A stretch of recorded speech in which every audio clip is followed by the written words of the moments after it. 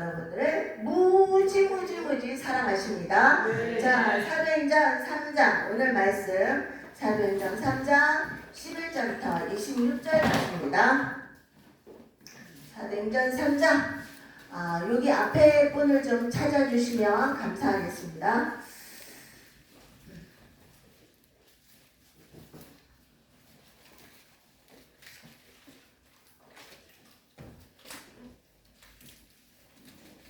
네, 11절부터 26절.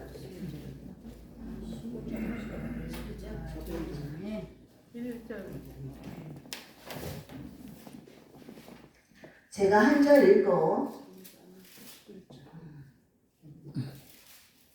여러분이 한 절 읽겠습니다.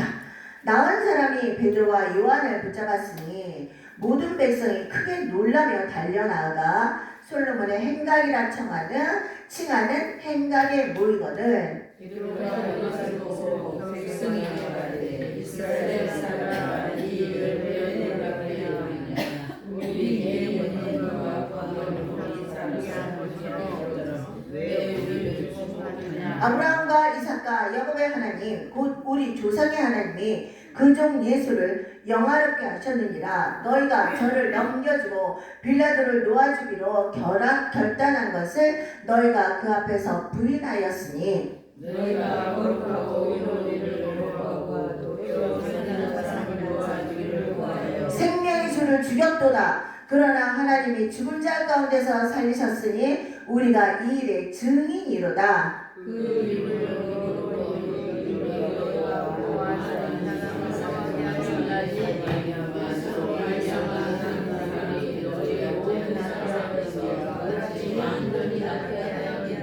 형제들아 너희가 알지 못하여서 그리하였으며 너희 관원들도 그리한 줄 아노라. 그러나 하나님이 모든 선지자의 통하여 자기의 계획으로 사랑받으실 일을 미리 알게 하신 것을 주하시지 이루셨느니라. 그러므로 너희가 회개하고 돌이켜 너희 죄 없음을 받으라. 이같이 하면 유쾌하게 되는 날이 주 앞으로부터 이를 것이요 또 주께서 저희를 위하여 예정하신 그리스도 하나님이 영원 전부터 거룩한 선지자의 입을 의탁하여 말씀하신 바 만유를 회복하실 때까지는 하늘이 마땅히 그를 받아들이라. 모세가 말하되 주 하나님이 너희를 위하여 너희 형제 가운데서 나 같은 선지자 하나를 세울 것이니 너희가 무엇이 있는지 알고 이 말을 말하시라. 누구든지 그 선지자의 말을 듣지 아니하는 자는 백성 중에서 멸망받으리라 하였고 또한 사무엘 때부터 이어나 모든 선지자들은 그때를 가리켜 말하였느니라. 너희는 선지자들의 자손이요 또 하나님이 너희 조상으로 더불어 세우신 언약의 자손이라. 아브라함의 이르시기를 땅의 모든 족속이 너의 씨를 인하여 복을 받으리라 하였으니 하나님이 그 종을 세워 복 주시려고 너희에게 먼저 보내사 너희로 하여금 돌이켜 각각 그 악함을 버리게 하셨느니라. 아멘. 오늘의 설교 말씀의 제목은 베드로의 설교입니다. 그러면 제가 지난번에도 말씀을 드렸습니다. 베드로의 설교. 그러면 지난번에 말씀을 드렸던 베드로의 설교는 2장에 있었습니다. 사도행전 2장에 나타난 베드로의 설교와 오늘의 말씀은 3장에 나타난 베드로의 설교입니다. 그러면 2장과 3장의 베드로의 설교는 어떤 차이가 있을까요? 자, 2장에 나타난 베드로의 설교는 마가의 다락방에 예수님이 승천하시고 마가의 다락방에 성령이 임했습니다. 그래서 그들이 각각 방언을 받았죠. 그래서 그들이 방언으로 막 방언을 합니다. 그럴 때 유대 지도자들이 뭐라 그래요? 니들이 술이 취해서 해롱해롱 거리는구나 라고 말을 합니다. 그때 불현이 베드로가 일어나서 설교를 합니다.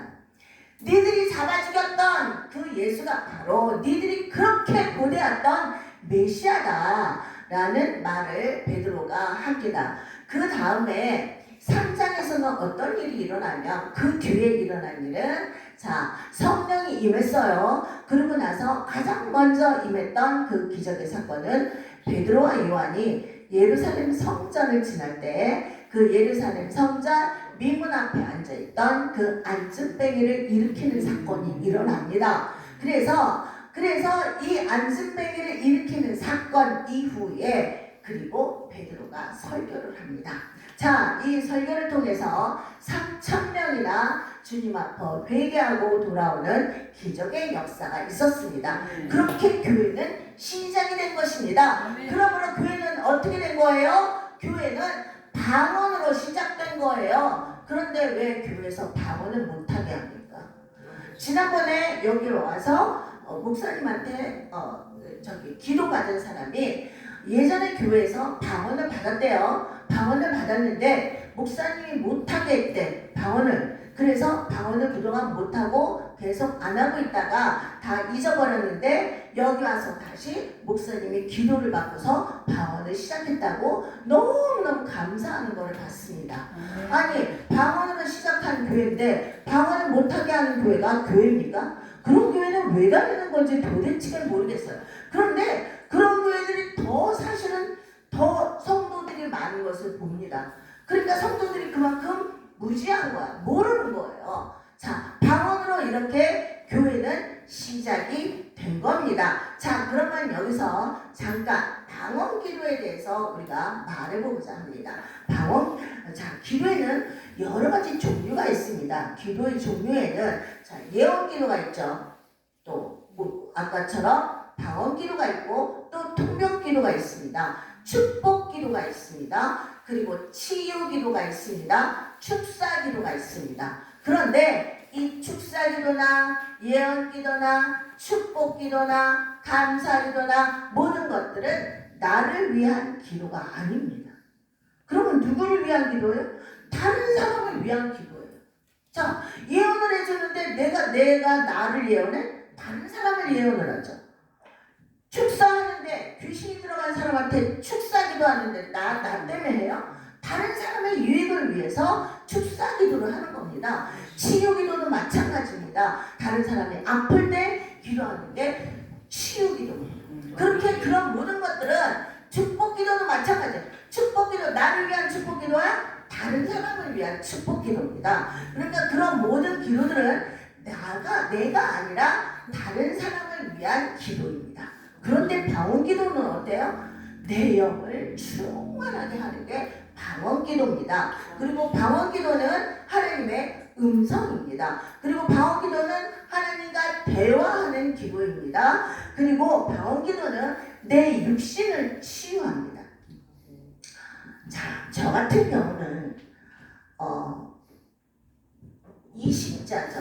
그래서 모든 이식자들은 면역 억제제를 먹어야 됩니다. 그런데 이 면역 억제제라는 게 얼마나 지독한 건지 굉장히 많은 부작용을 가져옵니다.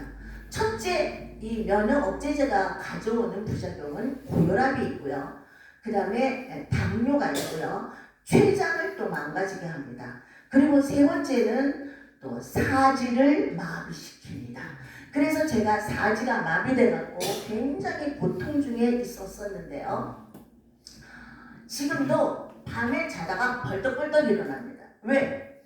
내가 다리가 너무 아프니까. 다리 아프지, 발바닥 아프지, 발가락 아프지, 무릎 아프지. 모든 게 발이 너무 아픈 거야. 그러면 어떻게? 할 수 있는 게 없어. 그냥 그거 벌떡 일어나서 붙잡고 막 방언기도 하는 거예요. 뭘 하겠어? 뭐 약이 있어? 뭐가 있어? 내가 면역 억제제를 먹어서 그거 부작용 때문에 그런 일이 일어나는데 거기에 대한 약이 있겠어? 뭐가 있겠어? 할 수 없어. 할 수 없는 거야. 내가 할 수 있는 거는 오직 방언기도 하는 거야. 그거 붙잡고 그럼 막 방언기도 한 판에. 그러면 언제 그랬냐는 듯이 싹 없어집니다. 그거 없어지면 그냥 또 자는 거야. 그러니까 내가 살지. 안 그래요? 그렇게 그러면 내가 치유하는 거야? 아니야. 내가 치유하는 게 아니라 예수 이름이 치유. 치유하는 것입니다. 그럼 근데 내가 많이 아팠을 때 내가 얼마나 속상하냐면 내가 그렇게 많이 아팠을 때 그런 거에 대해서 조금이라도 언질이 있었던 목사님이 있었으면 내가 진짜 지금 모시고 살았을 거야. 근데 요만큼이라도 언질을 해준 목사님은 단 한 명도 없었다는 사실입니다. 얼마나 슬픈 일입니까 이게? 교회를 30년 40년 다니면 뭐 할 건데? 그런 거에 대해서 실질적으로 가르쳐주는 목사님 한 명도 없는데 참 문제인 거죠, 문제. 그래서 방언기도는 내 몸을 치유하는 기도입니다. 자, 방언기도는 아버지와 실제로 접촉하는 기도입니다. 방언기도는 우리가 담대히 아버지의 보좌로 들어가서 그분의 임재 안에 서는 것을 말합니다. 방언기도는 그래서 내 영을 충만하게 하는 기도입니다. 그러므로 우리의 방언기도를 통해서 아버지와 내가 전적으로 하나가 되는 기도입니다. 그래서 방언기도는 기적입니다. 기적입니다. 자, 에이 별거 아닌 것 같은데요? 그냥 또 하다가 마는데요? 아니요. 왜 별거가 아닙니까? 이렇게 중요한 방언기도인데요. 자, 방언기도 못하는 목사들도 얼마나 많은지 아십니까? 여러분 다 방언기도 하잖아. 얼마나 대단합니까? 자, 그러므로 우리는 뭘 많이 해야 돼? 방언기도를 많이 해야 하는 것입니다.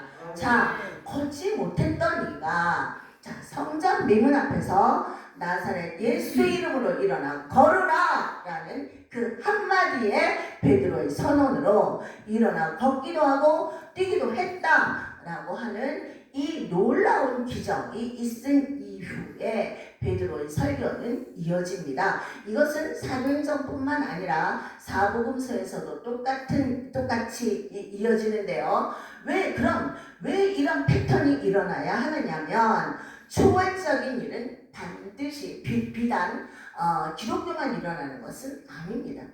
불교에서도 일어날 수 있고요. 또 샤머니즘에서도 일어날 수 있고 또 단 같은 명상의 세계에서도 일어날 수 있습니다. 예를 들어서 무당이 시퍼런 칼날 위에서 춤을 춥니다. 무당의 발바닥은 벗었죠. 맨발로 뜁니다. 근데 그 칼은 종이를 싹 벨 수 있을 만큼 날카로운 칼입니다. 그런데 그 위에서 무당이 맨발로 뛰어요. 근데 발이 어때요? 멀쩡해요. 왜 그래? 우리에게는 영의 세계가 분명히 존재하기 때문에 그렇습니다. 그런 일들은 얼마든지 일어날 수 있는 것입니다. 그럼 그런 것들과 기독교는 어떻게 다르냐는 거죠. 기독교는 거기에 생명이 있느냐 진리가 있느냐입니다. 아무런 소망이 없는 자에게 소망이 되어주느냐 희망이 되어주느냐 이것은 굉장히 다른 것입니다. 무당이 칼춤을 춘다고 해서 거기서 생명이 일어나요? 거기에 소망이 있어요? 아무것도 없어요. 그냥 아무 상관이 없어. 그냥 이벤트야. 나 이렇게 귀신의 역사가 있어. 그러면서 춤추는 거하고 똑같은 거. 다른 게 없어.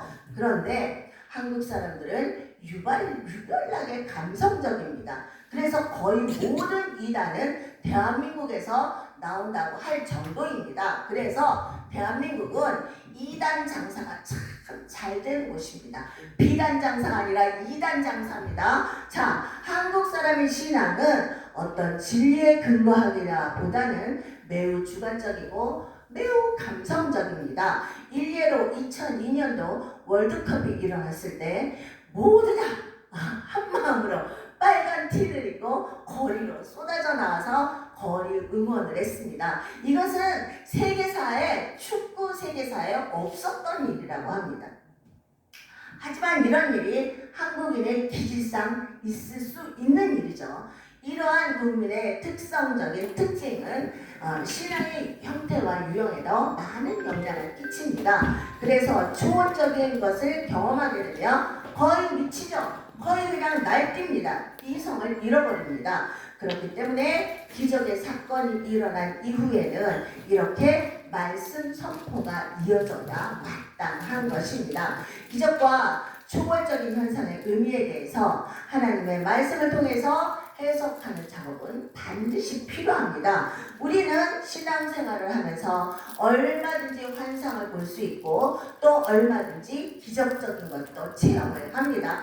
그리고 그러한 신앙의 은혜 체험들은 반드시 진리인 하나님의 말씀에 균형을 이루어야 마땅합니다. 그리고 아주 중요한 점이 하나 있는데 이런 기적을 행한 현장이 지금 어디입니까? 예루살렘 성전 미문 앞입니다. 그러면 이건 뭐냐? 괜히 거기서 기적의 사건이 일어난 것이 아닙니다. 자, 예루살렘 성전은 유대교의 산실입니다. 그렇죠? 그 미문으로, 그 예루살렘 미문으로 얼마나 많은 소나 양이 드나들었을까요? 얼마나 많은 소나 양이 그 미문으로 들어가서 제단에 태워져서 그렇게 제사를 드렸을까요? 거기 앞에서 기적이 일어난 것입니다. 자, 이제 예수님이 십자가에서 돌아가셨죠. 승천하셨죠. 그리고 우리에게 각각 성령이 임했습니다. 그리고 난 후에 일어난 이 사건은 이제 유대교가 끝나고 그리고 이 예루살렘에서 기독교의 역사 곧 교회가 시작될 것을 선언하는 것입니다. 자, 13절, 14절을 우리가 봅시다.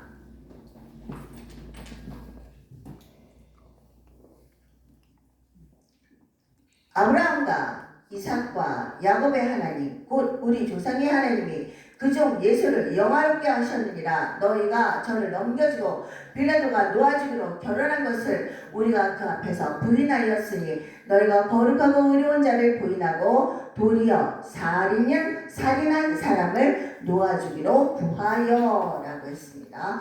평생 구걸하면서 절망 속에서 처참하게 살았던 이 안진뱅이가 일어났습니다. 사람들은 놀라서 베드로를 붙잡았습니다. 베드로는 뭐라 그래요?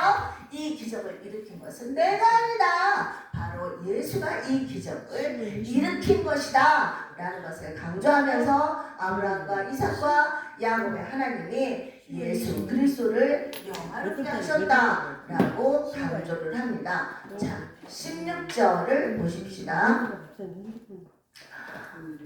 그 이름을 믿음으로 그 이름이 너희 보고 아는 이 사람을 성하게 하였나니 예수로 말미암아 난 믿음이 너희 모든 사람 앞에서 이같이 완전히 낫게 하였느니라. 네. 자, 40살 정도 된 이 안진뱅이가 구걸하면서 절망 가운데 살다가 예수 이름으로 명하노니 일어나 걸으라는 선언과 동시에 그 말씀이 능력이 돼서 일어나 걷기도 하고 뛰기도 했다. 처음으로 우리는 예수 이름에 부여된 이 기이한 능력을 생생하게 접하게 됩니다. 이 기적은 큰 무리를 일으켰습니다. 이 기적을 통해서 5,000명가량이나 되는 성도들이 돌아왔습니다. 이 자리에 증인도 있고 증거가 있으니 부인할 명분이 없는 거죠. 이것이야말로 우리가 부르는 찬송 예수 믿는 것을 받은 증거 많도다 라는 가사와 같습니다. 그러므로 그리스도인들은 믿는 사람들은 예수 믿는 사람들은 받은 증거가 많아야 되는 거예요. 누구도 부인할 수 없는 많은 증거들을 갖고 있어야 하는 것입니다. 나는 증거 하나도 없는데요. 받은 증거 기적 같은 거 아무것도 없는데. 여러분이 여기 나왔다는 것만으로도 기적이에요. 심심해서 나왔다고요? 집에 앉아있는데 심심해요. 그래서 나왔어요. 천만에 만만에 공통이죠. 심심하면 TV나 보죠. 우리가 심심하면 제일 먼저 하는 게 TV 켜는 거야. TV 켜면 요새 누구 나와? 임영웅이 나오고 또 안 보더라. 안 뭐라고 하는데 아무튼 걔 나오고 어쨌든 심심하면 테레비 보죠. 여기를 왜 나옵니까? 지금 주일도 아니고 목요일 사집회 누가 나옵니까? 여기에 나온 것만으로도 기적입니다. 아멘. 자, 많은 증거, 많은 기적들을 여러분이 체험하시기를 예수님의 이름으로 축복합니다. 아멘. 이 사건은 그동안 예배의 중심지인 성전은 그저 관습과 전통으로 드렸던 죽은 예배였습니다. 그동안 소와 양으로 드렸던 그 죽은 예배. 그렇죠? 그런데 이제 앞으로는 산 예배, 예수 이름으로 된 산 예배가 올 것이다 라는 이것을 보여주는 기적인 거예요. 그래서 미문 앞에서 이게 안전베이가 일어난 겁니다. 미문으로 얼마나 제사의 소와 양이 그 안으로 들어갔겠습니까? 그래서 거기서 기적이 생긴 거예요. 기적이 일어난 거예요. 예수 이름으로 일어나 걸으라는 베드로의 한마디 명령으로 일어난 이 사건은 예수 이름이 모든 것을 회복하고 모든 것을 치유할 것을 말하고 있습니다. 공고하고 병든 영혼들, 병든 땅, 삐뚤어진 세상, 이 모든 것이 회복되고 예수 이름으로 말미암아 완전히 낫게 된다는 선포인 것입니다. 자, 19절을 보십시다. 19절. 그러므로 너희가 회개하고 돌이켜 너희 죄 없이함을 받으라. 이같이 하면 유쾌하게 되는 날이 주 앞으로부터 이를 것이요. 아멘. 여기서 새롭게 된다는 말이 있는데 이 말은 원래 우리가 창조된 그때 그 모습으로 회복되고 고쳐진다는 것을 말합니다. 이 모든 것이 누구를 통해서? 예수 그리스도를 통해서 가능하다는 것을 말하고 있습니다. 이는 뭘 말하냐면 우리가 어떤 형편의 삶을 살고 있던지 간에 하나님은 우리를 회복시키기로 작정하셨다는 겁니다. 하나님은 너희들의 모든 소망으로 반드시 회복시켜 주시겠다고 약속하셨습니다. 하나님께서 아브라함과 이삭과 야곱을 통해서 실제했던 그 역사 속에서 약속하십니다. 그것이 뭐예요? 그것이 바로 메시아. 너희들이 그렇게 기다렸던 그 메시아가 바로 예수야. 니들이 죽였던 그 예수가 바로 메시아다 이 말입니다. 기독교는 그래서 감성에 기초한 종교가 아니라 살아있는 역사인 것입니다. 그래서 우리는 구약의 역사를 공부하는 것입니다. 너희가 회개하고 돌이켜 너희 죄 없음을 받으라는 이 베드로의 설교는 너희들이 돌이키면 너희들이 회개하면 그때야 내가 은혜를 주겠다 라는 말이 아닌 것입니다. 자, 다시 한번요. 너희들이 돌이켜서 회개하면 그때서야 내가 너희에게 은혜를 주겠다가 아니라 아니다. 이미 우리는 예수 그리스도를 통해서 이미 다 받은 거예요. 이미 은혜를 다 받은 것입니다. 아멘. 그래서 이미 하나님은 예수 그리스도를 통해서 우리에게 승리를 확증시켜 주신 것입니다. 이것을 강조하고 또 강조하는 것이 교회가 해야 할 일입니다. 그래서 설교 때마다 강조해야 마땅합니다. 여러분이 이미 가지고 있는 이 가치를 바꿔야 마땅합니다. 그 말을 계속 반복할 수밖에 없는 이유가 바로 여기에 있는 것입니다. 왜냐하면 하나님은 절대 여러분을 포기하지 않으십니다. 포기하지 않으세요. 자, 하나님이 이게 하나님의 손이라고 칩시다. 옛날에 우리가 고무줄 놀이 할 때 이렇게 고무줄 긴 고무줄 있죠. 하나님의 손이 각자 여러분을 다 이렇게 연결했다고 보세요. 예를 들자면 그래서 하나님께서 여러분은 각자 연결된 이 손을 하나님께서 나에게 오라고 조금씩 당기십니다. 당기십니다. 그러면 내가 당기는 대로 쫓아오면 일이 없어. 괜찮아. 근데 얘 당기는 게 싫어. 그리고 너무너무 내 삶이 힘들고 어렵고 고통스럽고 힘들어. 그러면 어떻게? 하나님 포기하래. 하나님은 나를 싫어하나 봐. 나를 안 좋아하는 것 같아. 그러면서 이거를 당기는 게 싫다고 저 뒤로 가. 뒤로 막 도망가. 그러면 어떻게 돼요? 이 고무줄이 끊어지겠지. 끊어지겠지.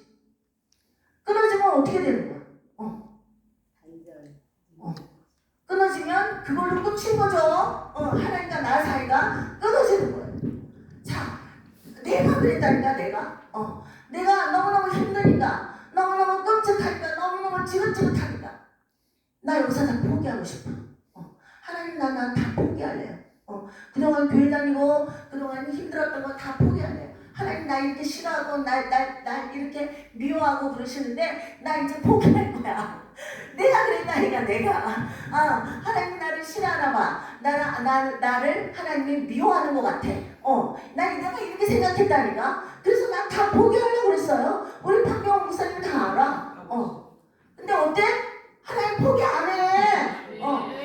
포기 안 하니까 내가 여기 지금 서 있지.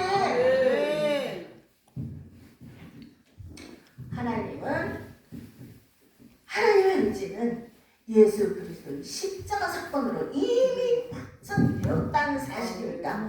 그러므로 예수 이름 안에 모든 것이 다 있는 것입니다. 자, 21절부터 25절까지 우리가 한번 봅시다.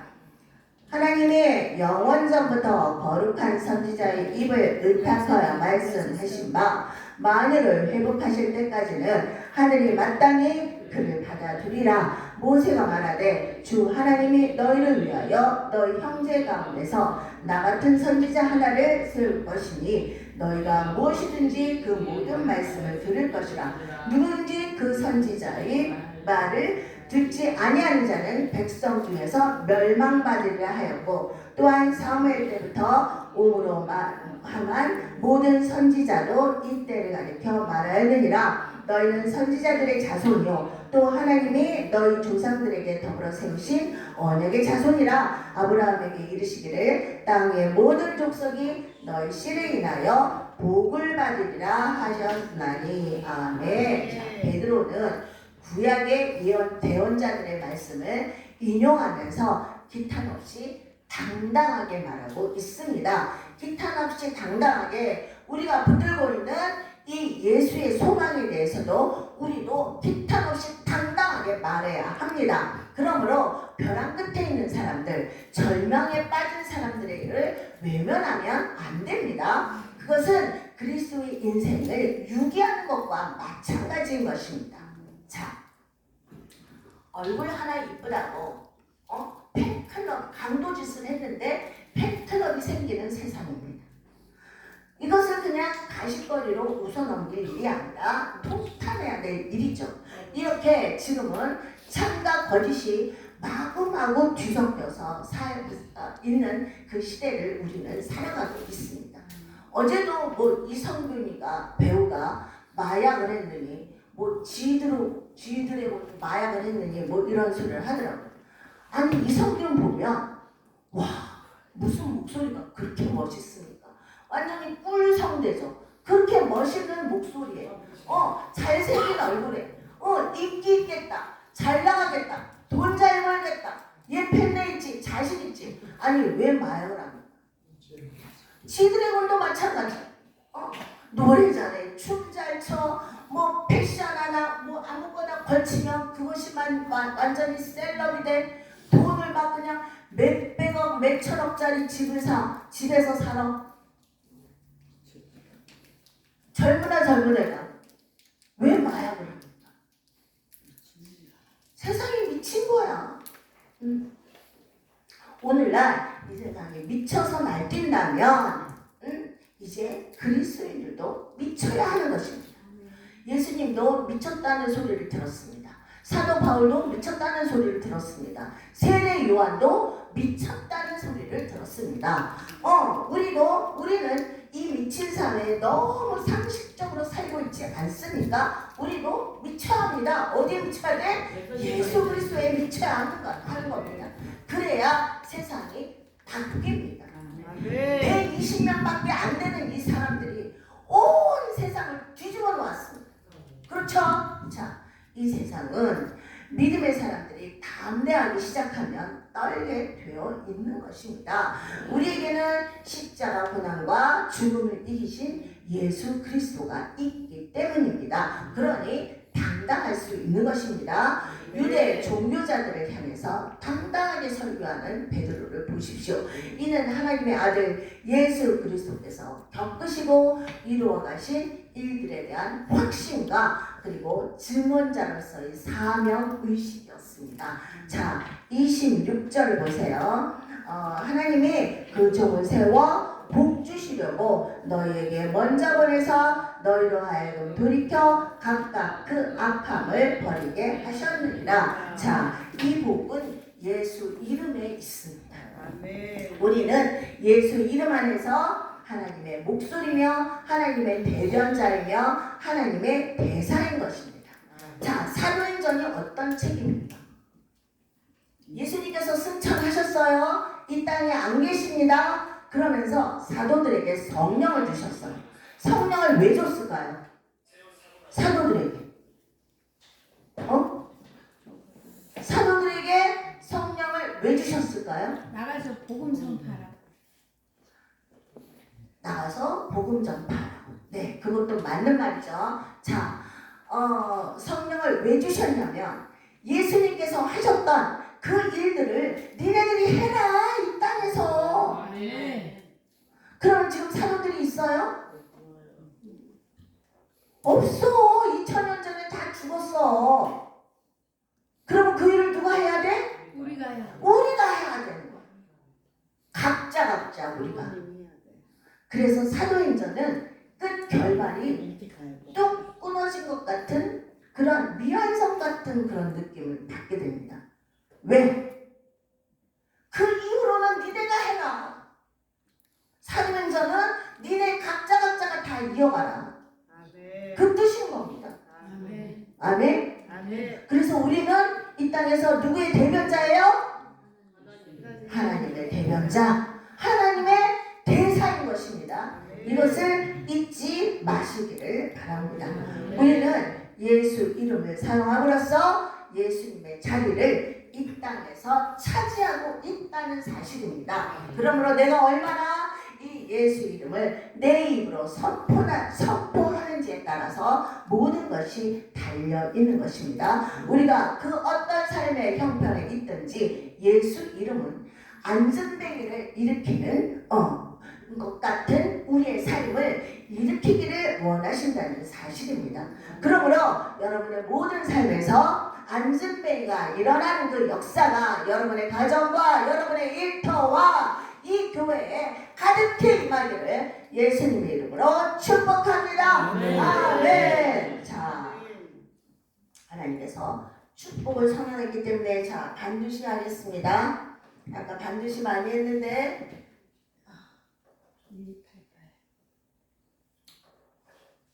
이게 전원이 안 나오네요. 여기서 틀어주세요.